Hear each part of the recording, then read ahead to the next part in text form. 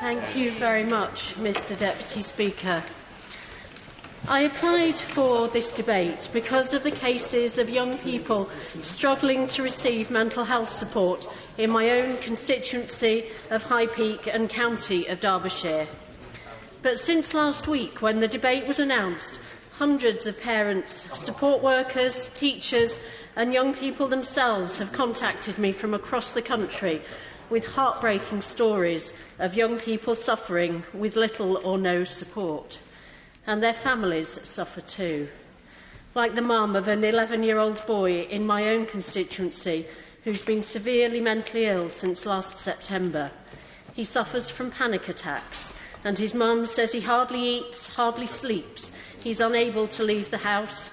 He's very depressed and anxious all the time, and has been destructive and suicidal on many occasions. Mental health services won't support him, in spite of a referral from the GP, because they won't do home visits for a boy who's too ill to leave the house. And a 6-year-old who's at risk of being excluded from school due to his behaviour. He's got suspected ADHD or ASD, but 18 months after referral, the family is still waiting. And without a diagnosis, he can't get either the health or education support he so desperately needs. His mum is trying online courses in child behaviour psychology herself, but she can't help him without a diagnosis to access the medication and or therapy that he needs. The stories are similar from around the country, and I'd like to thank all of the people who've contacted me on this issue. I'll give way to my honourable friend. Can I thank my honourable friend for giving way? Does she agree with me that young people with autism and their families who have mental health problems have particular challenges in accessing appropriate services? And does she agree that ministers really need to look at this specifically, the needs of young people with autism who also have mental health problems? My experience in my constituency is access to emergency support when there's a real crisis is often non-existent or inappropriate. And then there's the question of transition for those young people from being a teenager to being an adult. Does the honourable friend agree this needs a distinct approach? Absolutely, I agree with my honourable friend. There are so many areas of children's mental health and support that are needed, but with ASD then a diagnosis is needed as well, which can delay support that they so desperately need. Will my honourable friend give way just on that point? I'll give way to the honourable member for... I thank the honourable lady for giving way, and I did seek her permission to do so beforehand, and I congratulate her on bringing this issue to the House tonight for the adjournment debate. It's a really critical issue, and we all are very aware of it. Does the honourable member agree that the world that young people face today, in which they have little privacy and so much exposure, is just so difficult, and there is no place to go to get out of the reach of bullies, but also away from social media, and that this pressure is seeing so many young people struggling with self-esteem, self-worth, and there must be more early intervention support for these young people to provide affirmation and tools for parents to help at an early stage, and not when self-harming or suicidal thoughts begin? Ruth John. I absolutely agree with the honourable member, and I will come on to some of the additional stresses that young people are facing at the moment. I'll make it very quick. I met with Teenage Cancer Trust, and they talk about young cancer victims, and they also get mental health problems, but not enough support coming to them. So I thank you for this adjournment. Ruth George. Thank you very much, and I agree. I have personal family experience of this, as does my honourable friend. I thank you for that. And would she agree with me that we can't just treat the physical illness with cancer, we need to treat the mental side of actually dealing with it, and it needs to be part and parcel of it, not just some sort of add-on that you try to seek afterwards? I absolutely agree with both of my honourable friends, and know that even long after the physical experience of cancer has left both young people, children and adults, that the mental scars can linger, and particularly on families as well. But the number of children and young people overall with a mental health disorder has increased to nearly 1 in 8 from the Children and Young People's Prevalence Survey in November. That's around 1.25 million young people. Yet only 1 in 4 young people with a mental disorder are seen by a mental health specialist. And over 400,000 children and young people are not getting any professional help at all in England. That's almost 1,000 young people and their families suffering in every one of our constituencies. And that lack of support leads to their condition worsening. In 2017, 46.8% of young people with a mental health disorder, had self-harmed or attempted suicide at some point, and over a quarter of 11 to 16-year-olds. The threshold to access children and adolescent mental health services, or CAMS, has become so high that local teachers in my constituency are asked to evidence that a child has sought to take their own life before a referral will be accepted. Not just being told that they've tried to take their own life, CAMS want evidence, and these are schools with children up to the age of 16. But even when young people are accepted, the waiting lists for treatment for CAMS in my constituency are over 12 months, sometimes 18 months, and that's not unusual. It's no wonder that children are driven to more and more desperate measures just to get heard. I'll give way across. I'm very grateful. She's making some very powerful points, a very powerful speech. I speak as a father of 4 children, ranging between 22 and 11, and I think any family in the modern era does have to face these problems. Does she agree that parents ourselves need more support to understand these issues and learn how to deal with them more effectively to try and help our children? Thank you. And as a parent of 4 children aged between 9 and 27, then I agree there are strains on modern life, but also that where parents need support, then they find it far too difficult to access. Yes. I'm grateful to my honourable friend giving way there. The waiting times in York are also horrendous, but the funding, which in fact has gone down in the last year, is just £40 per child. Isn't this so insufficient to match need? Absolutely, and it won't surprise my honourable friend to hear that I will be coming to the issue of funding later. But that's just a chronic figure for the number of young people and children who are suffering. And the number of suicides of teenagers has risen by 2/3 since 2010. I pay tribute to my constituent who says she's too scared to leave her 14-year-old daughter alone anymore. Having seen her try to take her own life using paracetamol, my constituents campaigning for the sale of paracetamol to under 16-year-olds to be banned, and I would ask the Minister to look into that. We should do what we can to prevent the means for young people to take their own lives, but even more, we should be looking at stemming the reasons that they are driven to such desperation and making sure that treatment can reach them far earlier.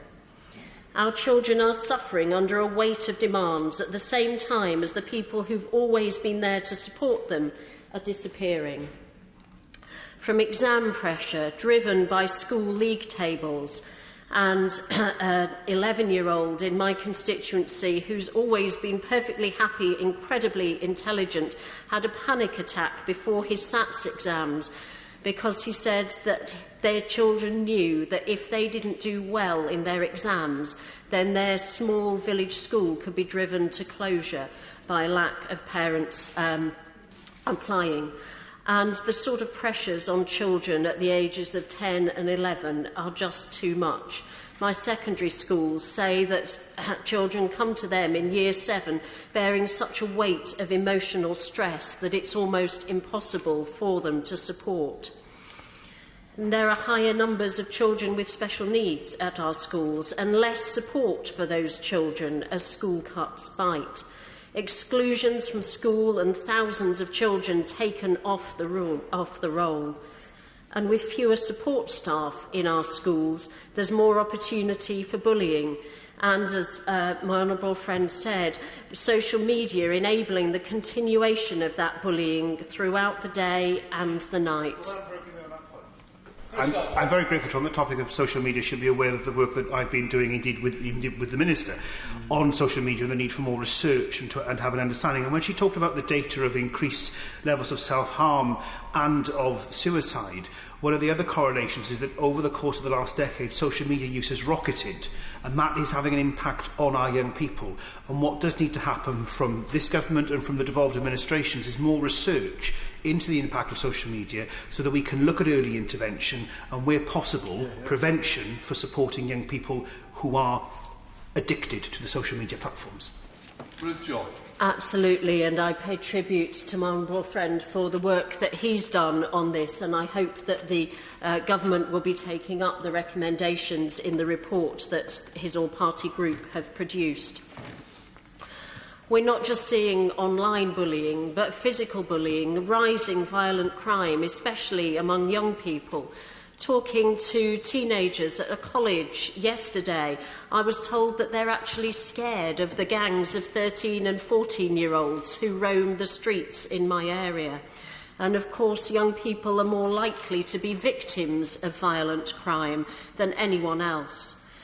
We're also seeing, even in quiet rural areas of the country like mine, county lines gangs putting pressure on more and more teenagers to become involved in crime.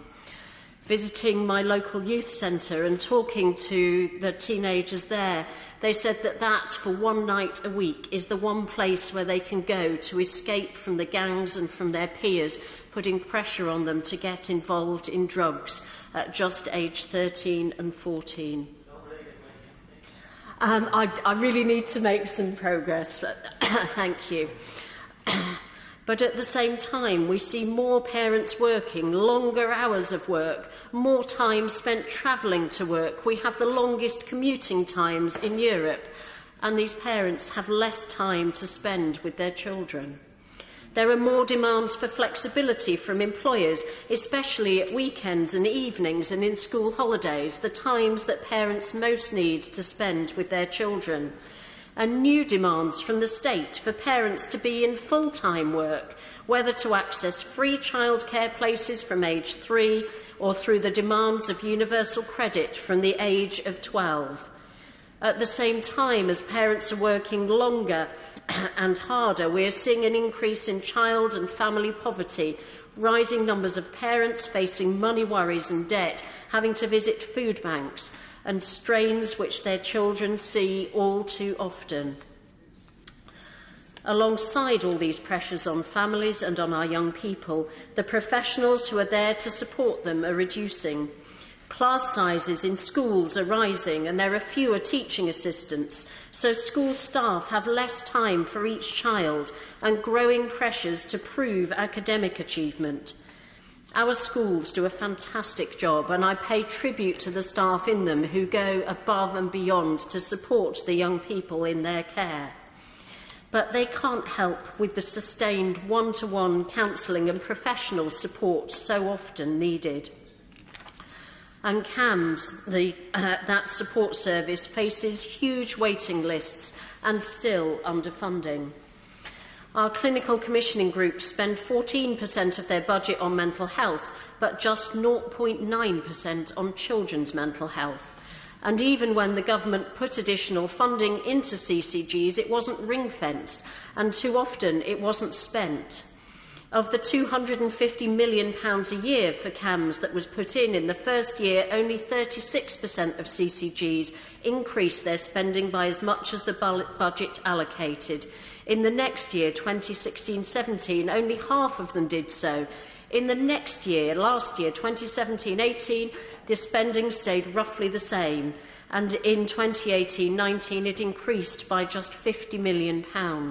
So only a small fraction of that £1.25 billion that the government put in to children's mental health services and CAMS actually reached the front line. Our CCGs are under huge pressures. Mine have had to cut their spending by £51 million this year, and in spite of the promised additional £20 billion for the NHS, Derbyshire CCG will be facing further spending cuts of £270 million over the next 4 years. Mental health services are on the target list for cuts. And the number of psychiatrists at all levels working in CAMHS has fallen by 3.7% between 2011 and 2018, although referrals have almost doubled, as have the number of children admitted to A&E for a mental health problem. At the same time as CAMHS are seeing cuts, then our councils are cutting their spending.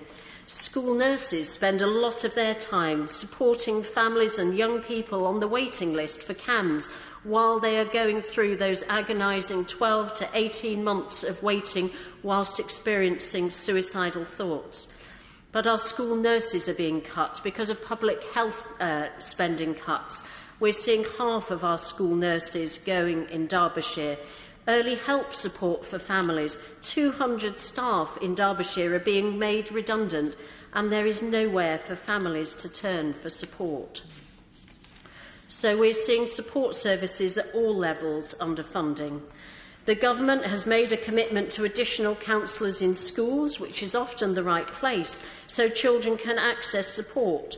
But with a target of just a quarter of schools to be supported to do this in 5 years' time is just not good enough. Our children are being failed, and their families are being failed. Investment in mental health support for young people will actually save government money, not just in the health service in later years, if they can nip those mental health problems in the bud, but also in education, in social services and in the criminal justice sectors. Our young people are crying out for help. The government has some laudable aims in the 10-year plan, but there's not enough concrete plans to put those aims into place, or to fund CCGs to deliver them, or to invest in the training for the staff who will be the ones on the front line.